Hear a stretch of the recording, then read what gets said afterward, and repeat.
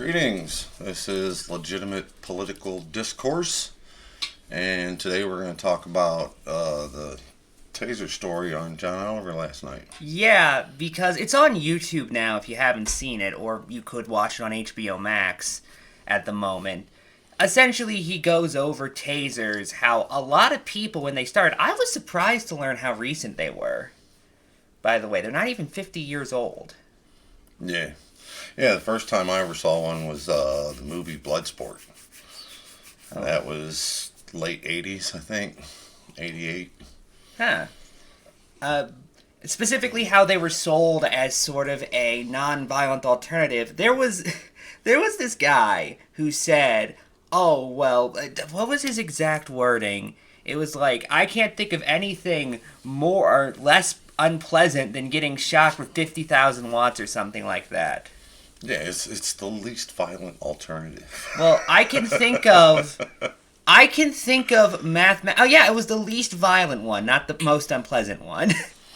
And I was just sitting there thinking, I can think of at least 50,000 least violent alternatives quite literally.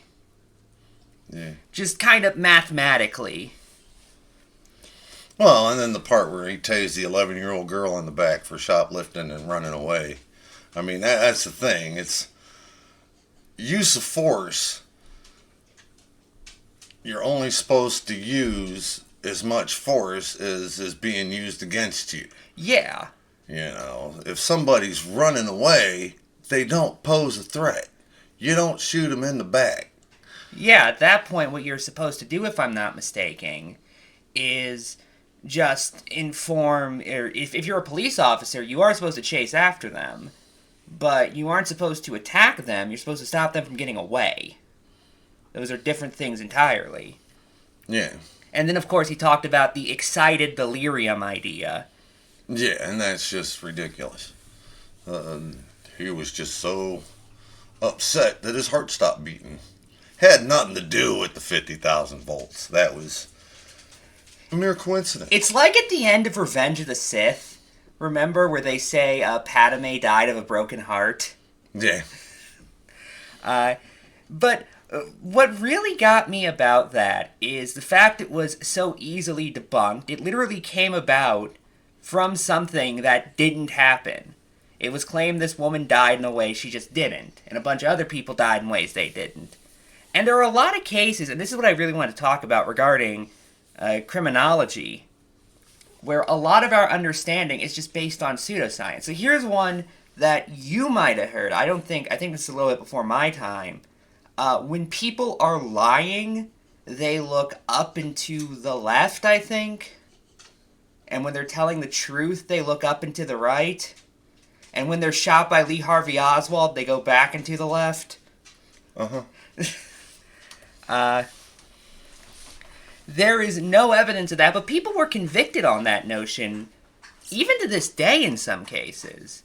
Even though, first off, the part of your brain where you think of new ideas is actually the exact same, or very close by to where you access memories. And there's no evidence of a connection between the part that controls your eyes moving and where you have thoughts that just completely made up. And no one could replicate it. And then there's stuff like the Reed technique. You know about that? No. It's the method of interrogations used today, which is based on essentially just getting a confession. The problem is, you can get people to confess, but that doesn't mean it's true.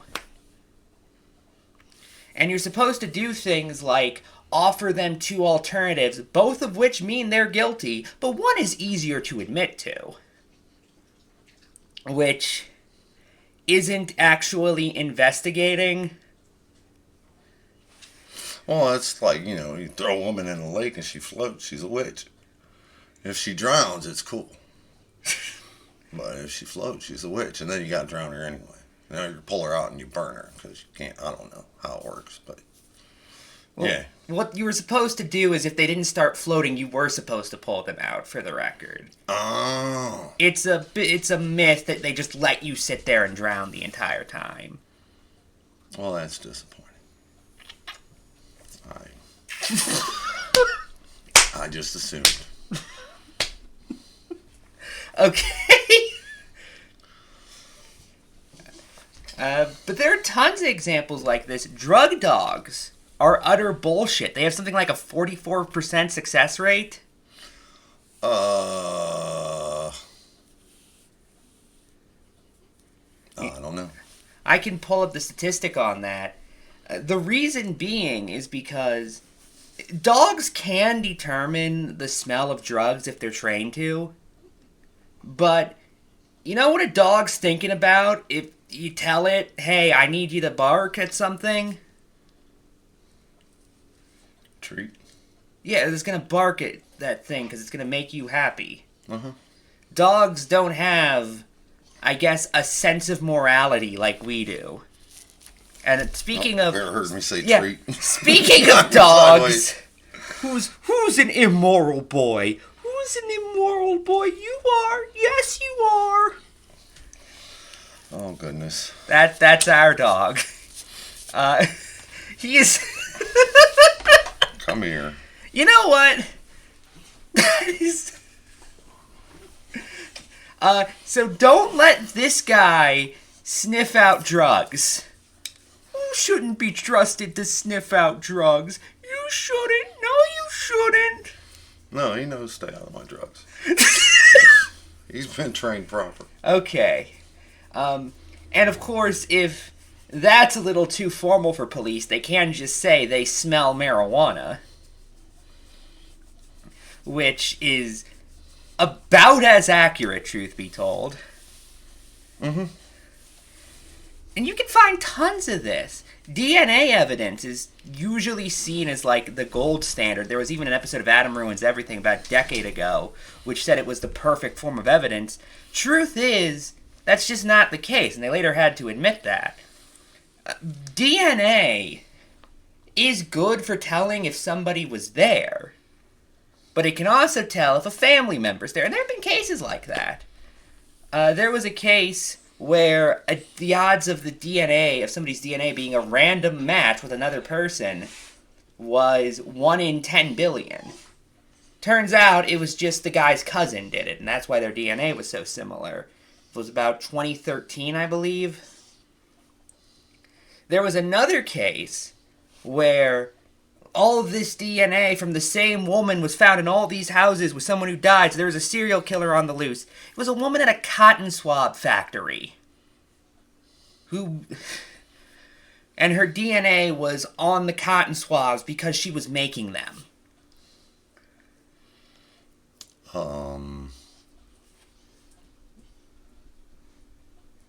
You can find tons of things like that.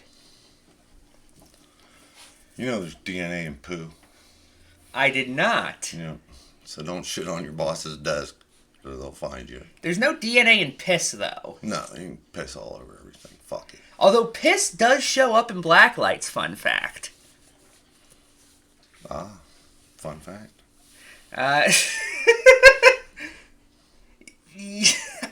So keep that in mind. Next time you see a wall you really want to piss on. Next time you're inside the Capitol and, it's January 6th and next time you're your out, election was stolen. The next time you're at one of those weird Nick Fuentes meetups where they blacklight your room after, remember, if you piss on the wall, it will look the same. Yeah. Oh, man. You imagine taking a blacklight to a Diddy party? Okay. Well, Russell Brand said he was at one of those. I bet he didn't have a blacklight, though. I heard Seth Rogen complain. He's like, I made a movie with that guy, and he didn't invite me to no party. What's up with that? I gotta let my dog out. He's freaking out. I'll be back in 11 seconds.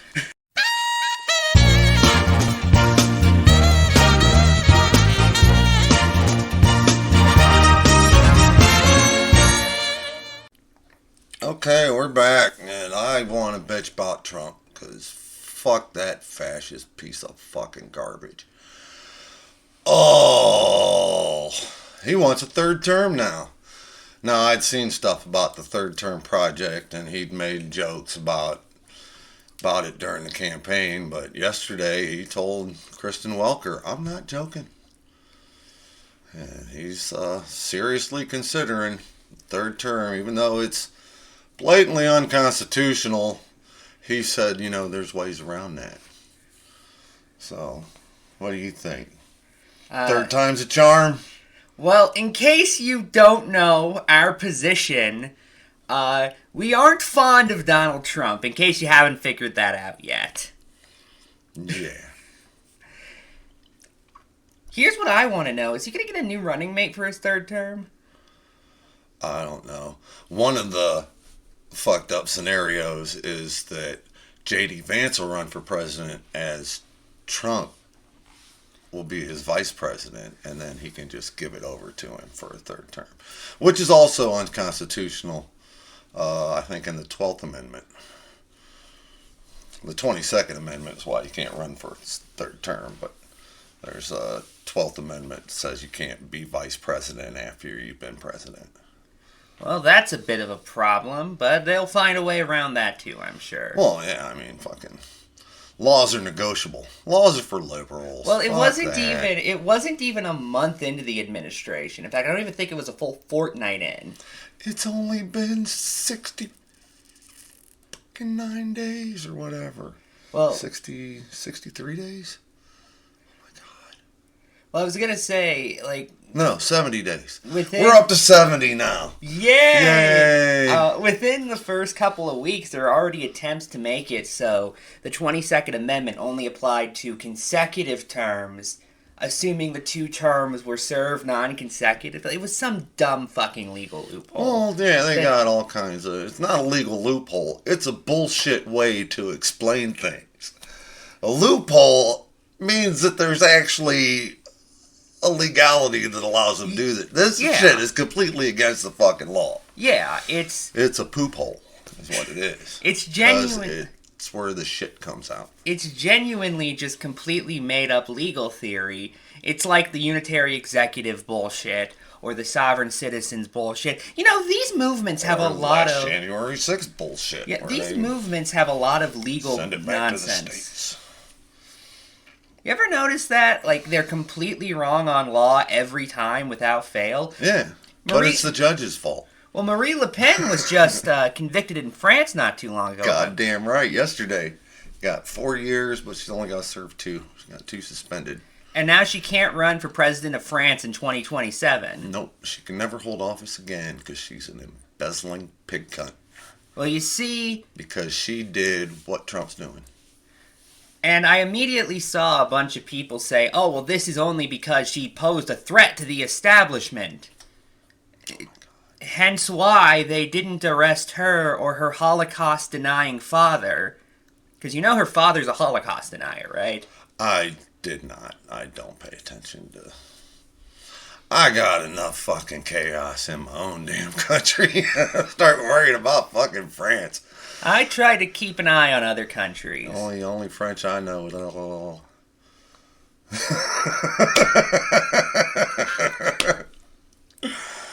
Oh. But we just saw in France they completely fucking are imprisoned. What was the country? Now in Turkey, Erdogan's fucking fire hosing people. They got fucking the streets full of protesters. He just out there fire hosing. Do you actually know why that is, by the way? I don't really pay attention to... I got enough chaos in my own damn country. I know he's an authoritarian piece of shit, and they have every right to protest it. So that's all I need to know. Well, yeah, Erdogan basically made himself a dictator about a decade ago now. Yeah. And you know who he's very good friends with? Donald Trump. Yep. That's why didn't he come to CPAC last year? Or a couple years ago? I don't know. I know Viktor Orban has. Oh, it's Orban. I get him confused because, right-wing piece of shit. They all look alike. Fucking white people. Fucking rich white people all look like the fucking Monopoly guy. Like Donald Trump's other friends, like Vladimir Putin and Xi Jinping. No, that was interesting that Trump came out yesterday and said, I'm kind of mad at Putin. He actually said, I'm pissed off because Putin's fucking up the deal. And he's talking bad about Zelensky. None of this made sense. It all has to be fucking just red herring bullshit, man. I don't know where the end game is when he starts. He's never criticized Putin before. Never, ever, ever, ever, not even once. And well, I also want to point... And he went back on it today, so it was bullshit. And if I'm not mistaken, today's the same day Trump said he wasn't going to fire anyone involved in the Signal controversy. No, he doesn't fire people over fake news, with documented evidence. And by the way, quick correction. On our last show, we said it was Pete Hegseth who was behind it. It was actually National Security Advisor Mike Wallace. Mike Waltz. Oh, Mike Waltz. No, But it was Pete Hegseth that put the classified information on the chain. Yeah. So that's why he took the brunt of the bullshit. Mike Wallace is somebody very different. No. Yeah. And by the way, I'm still not over how obviously avoidable that scandal was. Like, that was such cartoonish incompetence. Yeah. It was buffoonery.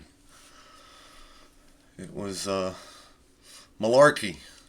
No more malarkey, you bastards. I still love, by the way, how was it Waltz who said that Jeffrey Goldberg's name just appeared in his phone one day? It just got sucked on, because when you got other people's contacts, how he had other people's contacts on his phone, I don't fucking know. But that's what he said. And then sometimes they just get sucked on, and then... I mean, you ever have that happen? Just a number gets randomly added to your phone? No, never. Never, ever, ever, ever, not even once. I've never heard of that in my life. I have heard of cases, though, where an OS was not properly secured, so you leave and you come back and somebody else installed spyware on it without even needing to touch your computer. Of course, that was like Windows 2 or some shit. Or it could have been that he just used to be in the House of Representatives and he has reporters on his phone because he talked to reporters as a congressman. Well, yeah, that's far more reason. Or just that he had one of the... Well, that's actually what it is, but he can't admit that. Well, not only that... Fuhrer. Well, I would... If you got reporters on your phone, it's just to leak shit. And Diaper Daddy's worried about everybody else leaking everywhere. Well, I was about to add, and it makes sense he'd have one of the top-ranking foreign journalists in this country, foreign as in covers foreign affairs, not as in wasn't born in the U.S., on his phone as National Security Advisor, if only because that could probably help give him positive press with The Atlantic, which, despite what the Trump administration claims, is really centrist and is actually very friendly to Republicans. But anything that's not their propaganda 24/7 is biased against them, because that's how it works. That's it. It's weaponized. You're weaponizing the truth. No, man, the truth is just against you because you're wrong. The only reason... You fucking liar. The only reason there's not going to be a giant book on Signalgate, I firmly believe, is because it's so easy to explain. Oh, yeah. It's just... It was just stupidity. It was just... I mean... I'm not even sure it was a mistake. I think one of Mike Waltz's aides fucking did it on purpose. Just fucking... because they owned him one day and he wanted to own them back. It's all about owning. You gotta own somebody. Oh, well, that's all I got, man. I'm burnt out. We'll see you next time. Peace.